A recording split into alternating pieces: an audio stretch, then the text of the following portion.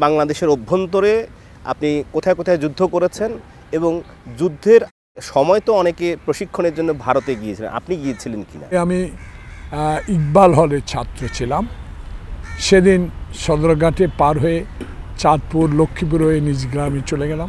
সেখানে চিত্তরঞ্জন এক ভদ্রলোকের মাধ্যমে আমি চলে যাই আগরতলা।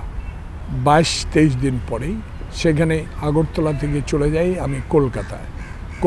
সেদিন ফেরদৌস আহমদ কুরেশি, যিনি ইন্তেকাল করেছেন মুক্তিযুদ্ধের সময়, দেশ বাংলা পত্রিকার সম্পাদক, তখনকার তুখোড় ছাত্রনেতা ডাকসুর সাবেক বিপি, তার কাছে আশ্রয় নিই। তখন সে আমাকে দেরাদুন পাঠিয়ে দেয় একটা ট্রেনিং সেন্টারে। সেখান থেকে 1 মাস 19 দিন ট্রেনিং নিয়ে আমি চলে আসি ঢাকায় এসে আমার নেতা সাদেক হোসেন খোকা এবং গেরিলা মুক্তিযুদ্ধের অন্যতম সেনা নায়ক ছিলেন উনি, তার নির্দেশে আমরা এই ঢাকা শহরে, বিশেষ করে আমি ফকিরা বলেই যুদ্ধে অংশগ্রহণ করেছি। আপনার সেই সময়কার যারা সহযোদ্ধা ছিলেন এর মধ্যে কাদেরকে হারিয়েছেন যুদ্ধরত অবস্থায়? রণাঙ্গনে সরাসরি শুধু মুখোমুখি হয়েছি।